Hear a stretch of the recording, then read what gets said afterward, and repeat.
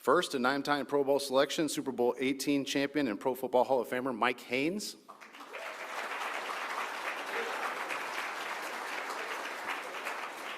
Next, a 2-time All-Pro, 4-time Pro Bowl selection, and the 2002 NFL Most Valuable Player, Rich Gannon.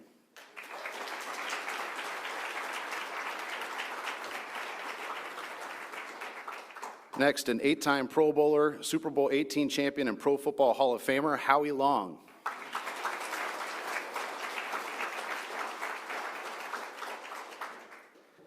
Next, a 9-time Pro Bowler, NFL Rookie of the Year and Defensive Player of the Year, and a Pro Football Hall of Famer, Charles Woodson.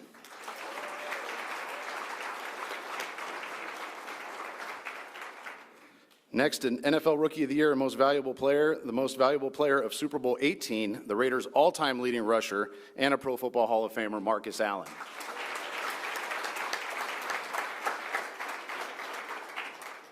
And next, an NFL Comeback Player of the Year, a 2-time Super Bowl champion, and the Most Valuable Player of Super Bowl 15, Jim Plunkett.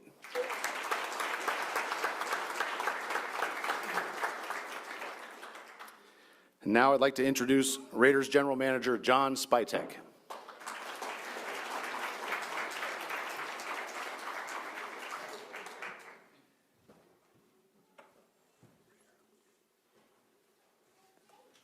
Good morning, everybody. Thank you for coming on a special day for this organization. I want to thank all the great Raiders sitting up here with me right now. It's an honor to share this stage with them, and we really appreciate. I know Mark really appreciates, and it really means a lot to him that they made the effort to come here today. And I think this is a unique. It needs to be acknowledged that this is a uniquely Raider thing. I mean, this is what makes this place special. So I appreciate all you guys for taking the time out of your busy schedules to come up here. I want to thank Mark Davis for entrusting me to lead this process to find our next head coach here with the support of Egon, Mike, Tom Brady. I'm really proud of the process that we put in place.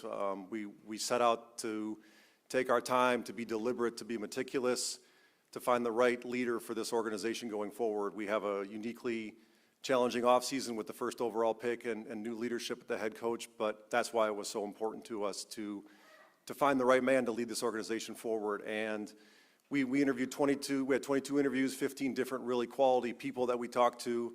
They were awesome to talk to. We learned a ton, a bunch of great humans, a bunch of great coaches, but ultimately that led us to Coach Klint Kubiak to be the next leader. We had to be patient. We had to let him go win a Super Bowl, which we were more than willing to do. So we're super proud of him for accomplishing that. And, you know, he stood out with his leadership, with his humility, with his work ethic, with his intelligence. We called many people around the league and got glowing reviews on him too. So it made it a difficult but easy decision for us. And I'm really proud to welcome him to Raider Nation as a partner. There's a lot of great things ahead. He can't wait to get to work. We have told him that he is going to go celebrate his Super Bowl tomorrow. So he's going to take a 1-day hiatus here and go be in a parade, but he'll be back ready to work Thursday. So with that, I want to thank again the ownership group for entrusting me with this, and I want to welcome Klint Kubiak as our next head coach of the Las Vegas Raiders.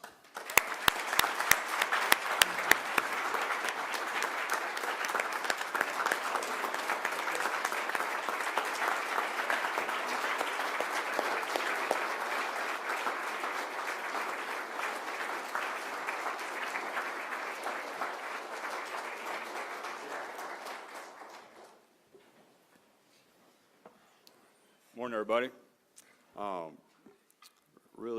Really excited to be here. Just want to first off and just want to thank God for the opportunity to sit in front of you guys today. You know, God had a plan for this day that I could never have seen, and I'm just grateful. I want to thank the ownership group. I want to thank Mark. Okay, I want to thank Tom, Egon, Michael. I'm just so grateful for you guys giving me a chance to get to know me better, and to give me a chance to come be a part of leading this franchise. I'd like to thank all the players that are here, current and former. It means a lot to me to be surrounded by these great Raiders, and I know that Mr. Davis takes care of his own better than anybody in the league. So, that's evident. That's the reputation that this building has, and that's something that I want to definitely continue to do, is to welcome the old Raiders and to make sure that our players just feel supported by them. I want to make sure that I thank my family. Where are you guys at? All right. Hey, what's up? My wife Tessa, Sawyer, Lane, Case, William. Just very grateful for your support.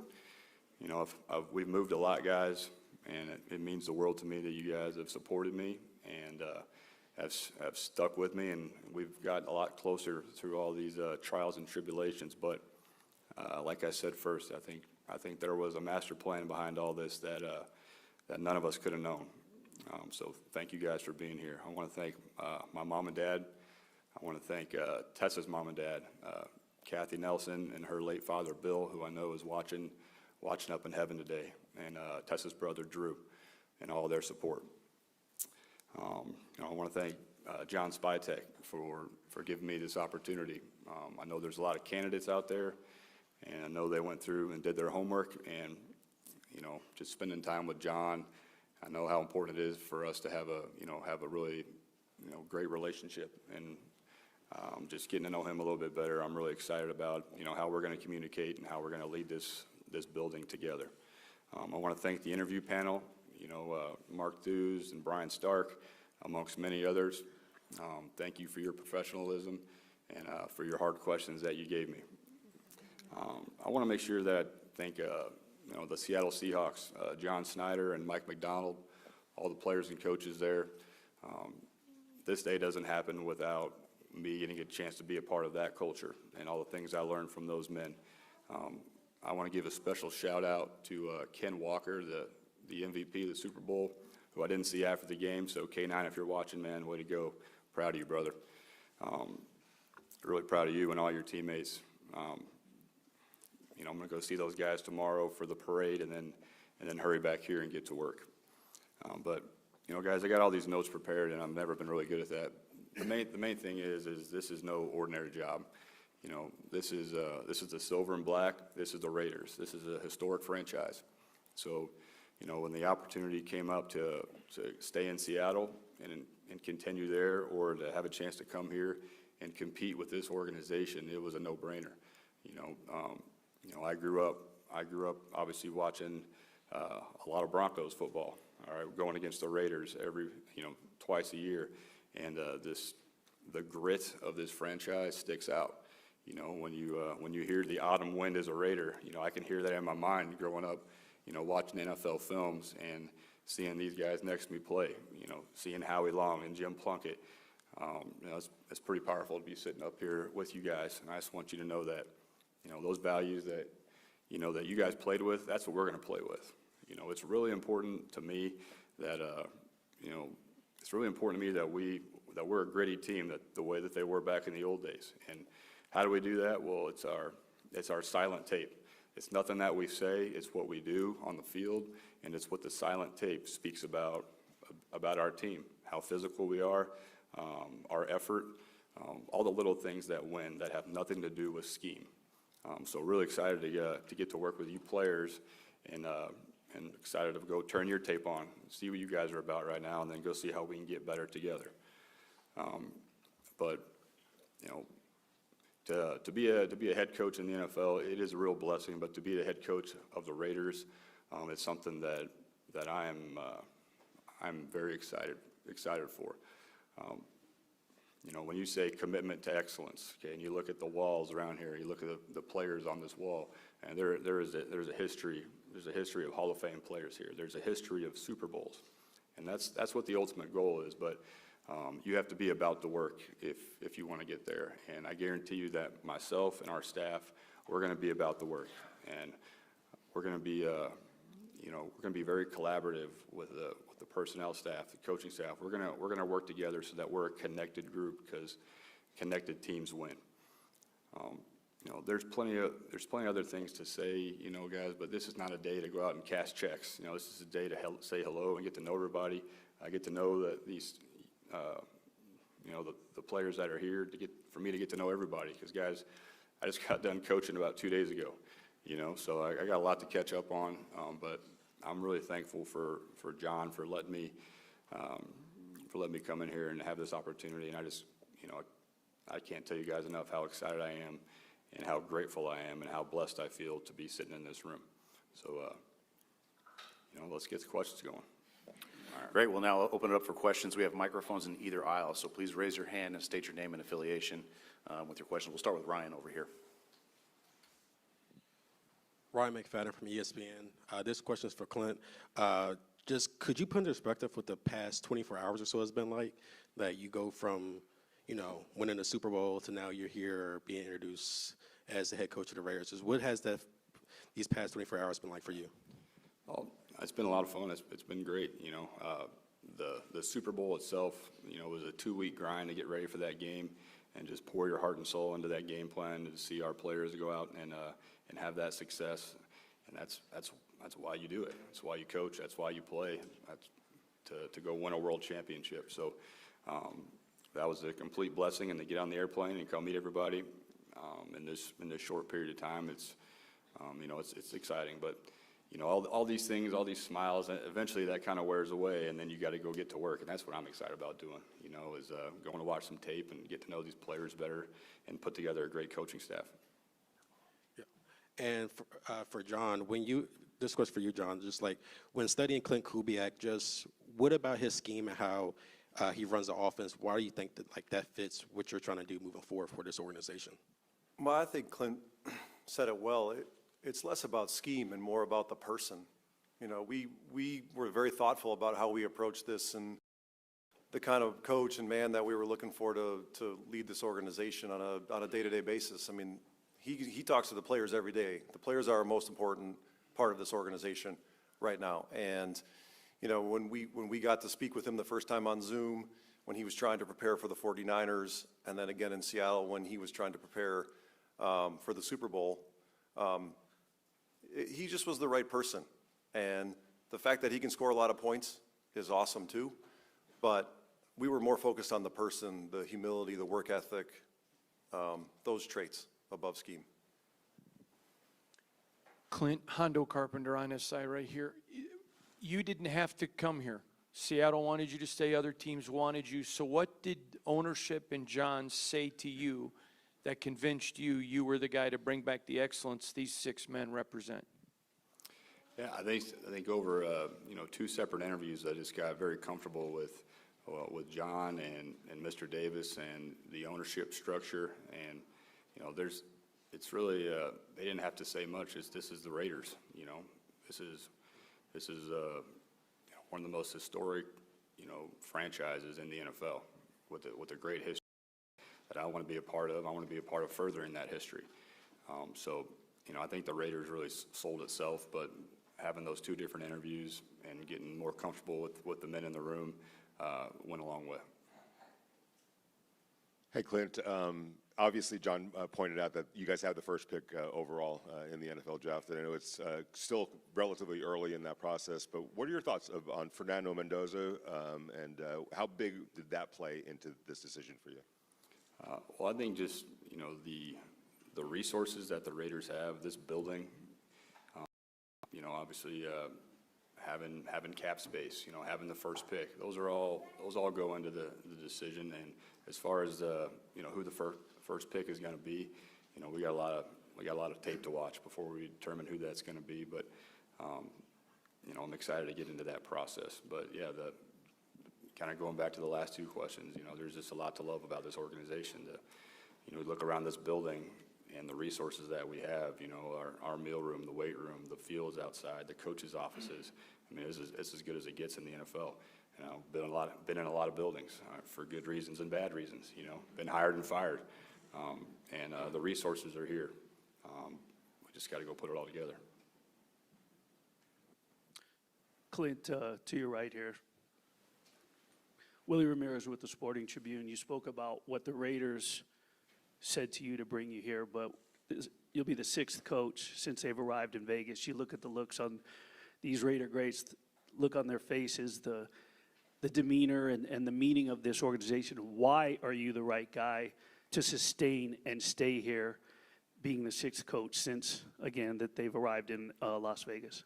Yeah, I think, earning the trust of the building is a daily process. All right, so that's something that I've always been about, you know, and I love earning people's trust, you know, and I got to earn these guys' trust. It's not just going to happen me sitting up at a podium. So that's something that's a process. That's a great challenge. Yeah, there have been plenty of other coaches, but why not us? Why not this staff? You know, this group of players. So if you look at it in the lens of, you know, there's a history of some, you know, guys that are in and out of here pretty quick. I look at it as, you know, what a great challenge. You know, like that's what the NFL is all about, is competing. So I'd love to go compete here and go get it done. You know, it's going to be a process, and but we're gonna be about the work, like I said. So it's a very exciting opportunity. Klint, Levi Edwards, Raiders.com. A couple of days ago, you made history with you and your father being the first father-son duo to win the Super Bowl as coaches. So now you're the head coach, and obviously he's a Super Bowl winning head coach. What are some values and things that he instilled in you as a coach and as a man that you feel are going to prepare you for this position? Yeah, that's really cool. I don't know, is that a real stat? Is that a real deal? I never heard that one. Yeah. Because 10 years ago, yeah, I was at that game watching him win it all. I was coaching at the University of Kansas, and yeah, I got to see the smile on his face after the game, give my mom a hug, and give his mom a hug who had recently passed, and you know, just to share that moment with him is something, you know, I know I'll never forget. And then to see him after the game on the same field and just see the smile on his face was a great memory. And as far as the lessons learned, you know, the thing about my dad is that when I was growing up, he never made it about sports or football. He always talked about everything other than that, you know, about, you know, being a good person, about being respectful. He showed me what it means to be a great husband and a great father. So those are the things that I want to emulate with him. Football will take care of itself, but the family values is what my dad is all about, and him and my mom, that's what I'm grateful for. Klint, to your right over here. Jesse Merrick with Silver and Black Sports Network. Kind of along that same lines, I know you joined Mike up there in Seattle in his second season, but that was a guy that came into a new role for the first time as the head coach. What are some of the things that you took away from him about what it takes to build a franchise that you think can help you here? Well, number one is that he's just himself. You know, doesn't try to be like anybody else. Didn't try to be like Jim Harbaugh. You know, he was Mike McDonald, and he was very convicted. And you know, we all could feel that from him, and wanted to you know, follow his lead. I also saw him be so collaborative with the building, and how closely he worked with the general manager and the owner, and just how clear the communication was. You know, we were all on the same page. He had a vision. And he was the same guy from April to February, and that's something that I'll definitely take with me. Hey, Klint. Paul Gutierrez here from Raiders.com. You got the 3 Super Bowl trophies of the franchise in front of you. You got Hall of Famers. You've got MVPs. You got Super Bowl MVPs surrounding you. How daunting or how welcoming is it to be in this situation you're in right now with all of these things surrounding you and with that standard set? No, it's not daunting at all. It's a blessing. That's what you want to be. That's what I want our players to want to achieve. I want them to see these guys, be surrounded by these guys, because that's what their goals should be. Okay? Win Super Bowls. You know, the MVPs and Hall of Fame, that takes care of itself when the team wins. So that's what we're going to be about, winning. Klint, in talking to players that you've coached, men of faith and not, you referenced God when you opened, they talked about your faith as part of the bedrock of how you coach and why that they felt you were trustworthy. Could you let us in on that, and how your faith impacts you as a coach, please? Yeah, it's very, very simple. You know, for me is that my identity, I see my identity as a child of God. I know that I'm sitting here, right here, because of Jesus Christ. And it wasn't always that way. I've had some great mentors that helped me know the Gospels better, and I just my goal is to, you know, to live out the 10 Commandments and the Beatitudes and let those values show through in my coaching. And I fall short of that a lot, but I always go back to my, you know, back to the, you know, the building blocks, which is to me the Bible. Kirk Morrison here, former player, Silver and Black Productions. For you, Klint, you've been around some of the great defensive minds in the NFL, whether it's Mike Zimmer, Dennis Allen, obviously Mike McDonald, head coach in Seattle. What do you envision the defensive coordinator looks like for this football team, and how's that process going to play out? Yeah, I'm in the weeds of it right now, man. So, we're, identifying candidates and going to be contacting guys and bringing them in. But I think whoever that coach is, it'll be really important that, we establish a style of play, a physical style of play. And that's offense and defense. So I'm just way more worried about how our guys play than opposed to the X's and O's of it all. That's part of our job as coaches, is to scheme guys and help them be put in the best positions. But I want to make sure that we have a DC that is that's coaching effort first and technique, and that a guy that's going to rip into somebody if they're not finishing in practice, because that's what helps you win. In February, it's not the X's and O's. They got 17 games of tape on you. It's about how hard you guys play. Taylor Rocha, KTNV. The will to win with the rebuild and player development.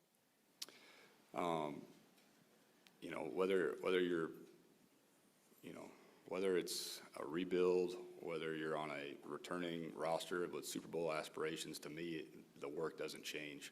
Preparation doesn't change. Every team next year is going to start off undefeated at 0-0.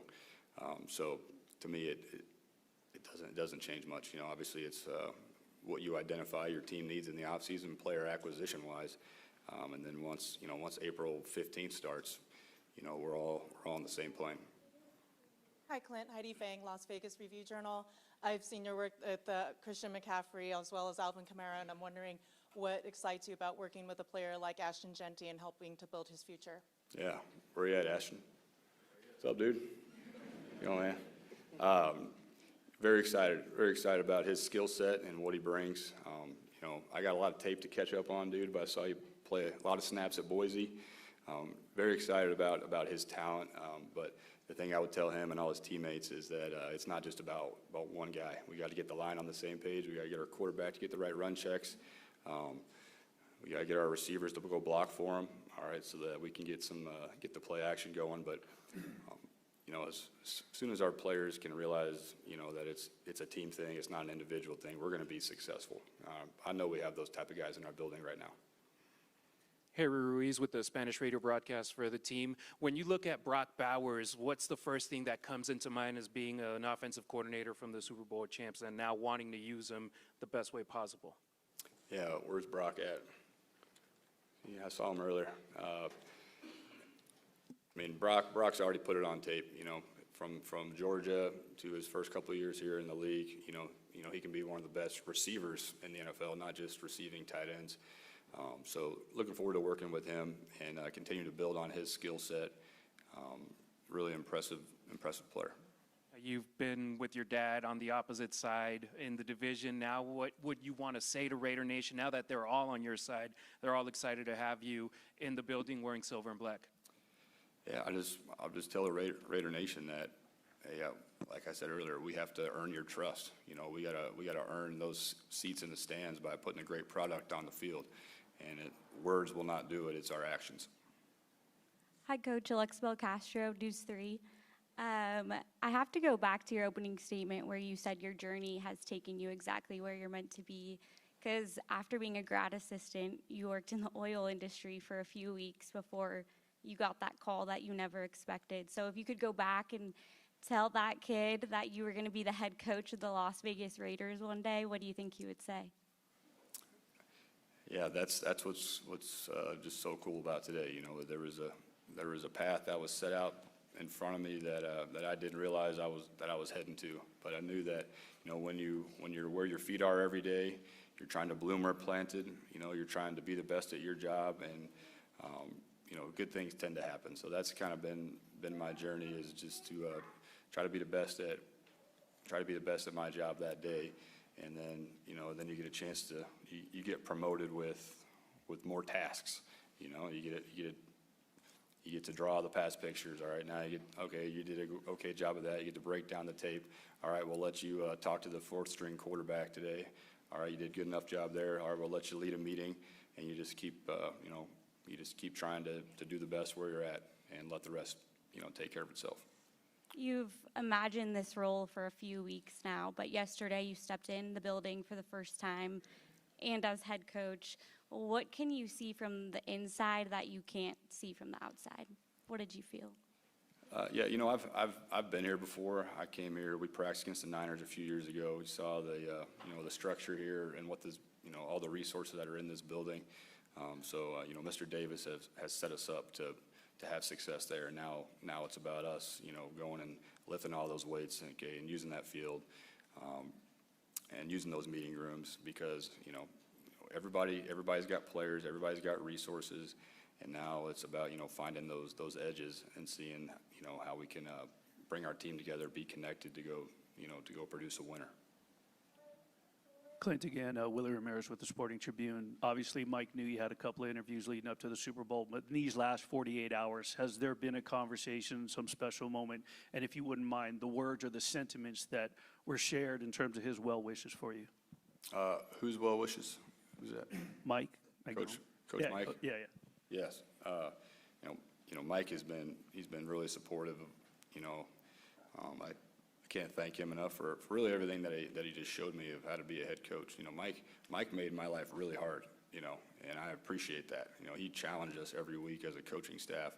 I thought we had a good game, and on Monday, I hated having to look at him in the eye because I knew all the hard questions were coming. But I really appreciated that about him because he brought the best out of us. So Mike's been great the entire time, been a great mentor. And just your first question, could you repeat that one?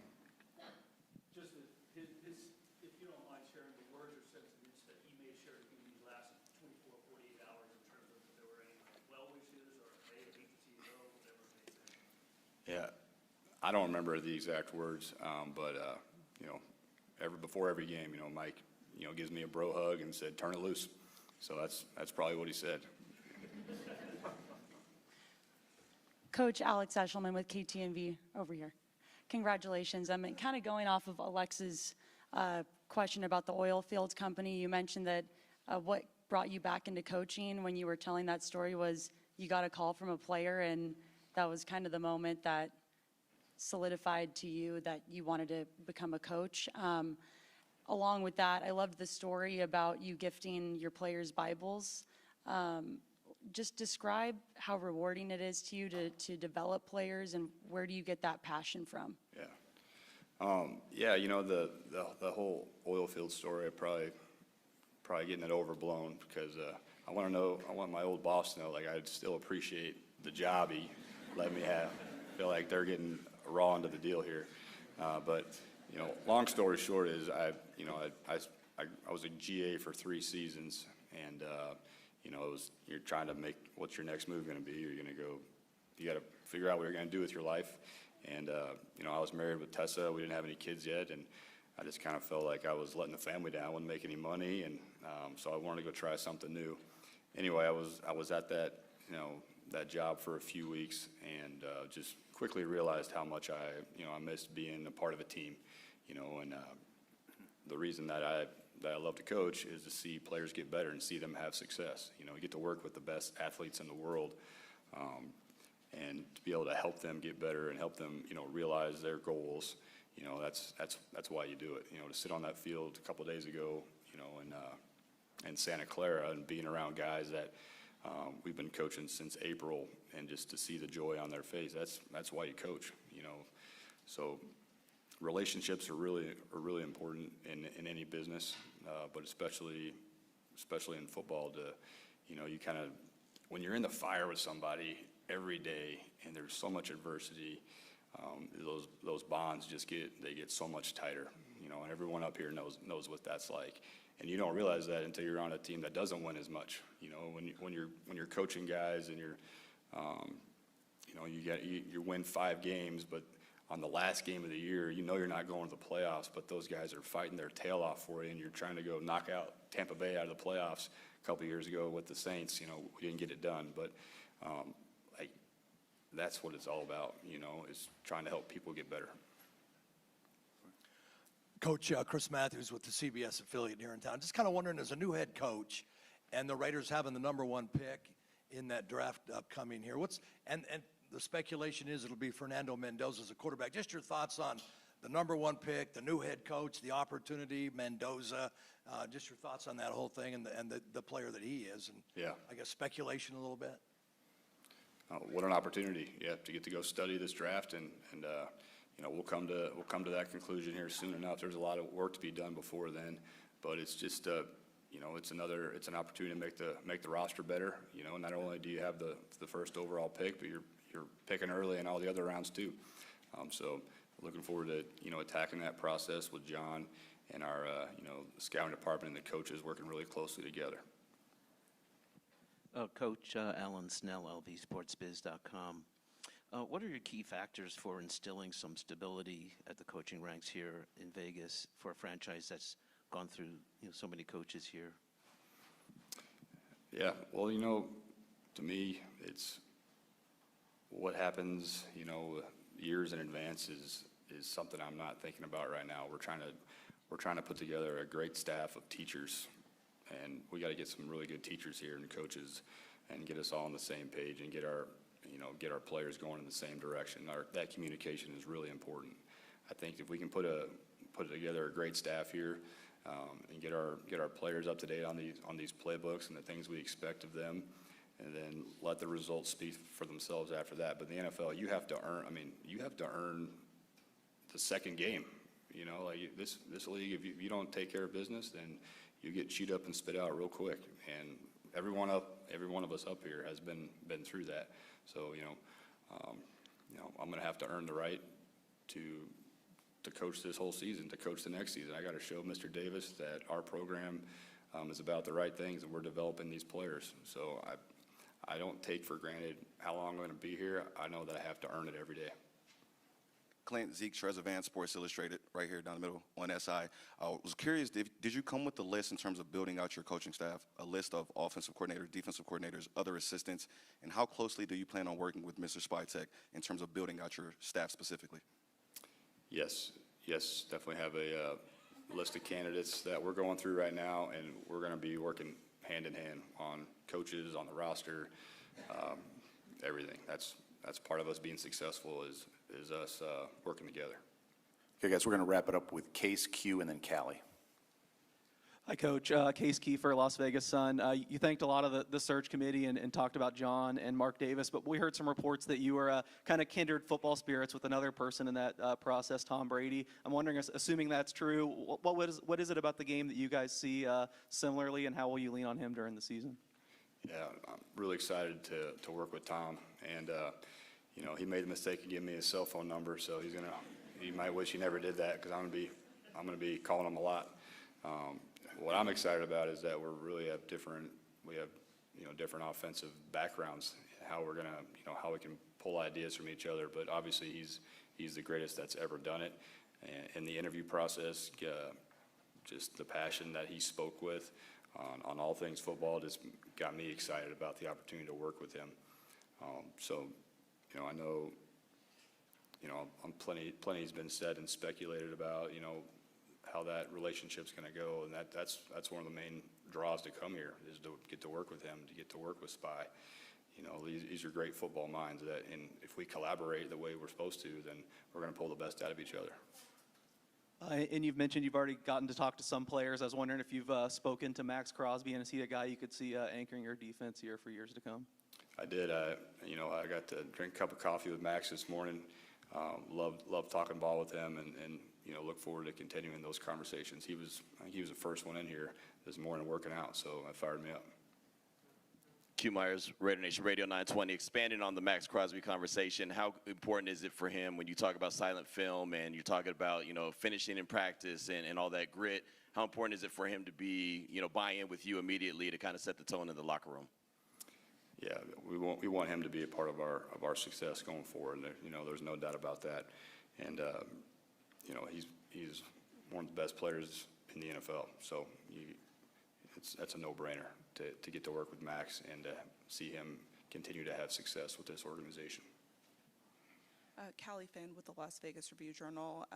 Just wanted to ask if it's safe to assume that you'll continue with the play calling and how you manage to balance play calling duties with everything that comes with being a head coach? Yeah, I do, but I hope you guys know I've never called a game by myself. That's something we do as a coaching staff together. You know, we plan together, we communicate on game day together. Quarterback coach, you know, pass game coordinator, run game coordinator, you know, that is a group effort. So I plan on continuing to collaborate with our coaches and making everybody a part of the game planning process. You know, whoever sends it into the QB and he says wristband 13, I think anybody can do that, but it's us, how we communicate on game day will be really important. What was the second part of your question? I think you touched on it, just how you can balance that with everything that comes with being a head coach. Yeah, well, it's yet to be seen. There's gonna be some learning there, but I'm really confident in, you know, the staff that we're gonna put together, and, you know, I'm gonna need some tough love from Spy to give me some good feedback on what we're doing right and what we're doing wrong. Have a really good game management plan, and make sure we have those meetings throughout the week so that things don't surprise us on Sunday. And then just a similar balance question. Mike McDonald, I think, surprised a lot of people when he said a good day is getting home 30 minutes before his son goes to sleep. I'm wondering, you know, your kids are here. How do you approach that work-life balance with your family and now this really big job? Yeah, well, you know, I would say that that's an area that I got to get a lot better at. You know, I got to get a lot better at. So, you know, my family is the most important thing in my life, and you know, see them sitting here right now in Raiders shirts, it's a great feeling. Really thankful for my wife for getting everybody here. You know, you guys are missing school today, so. But that's the hard part of this job, is that work-life balance that I'm still working on getting better at. Thank you, everyone. That concludes our press conference. All right, thanks. All right, thanks, dude.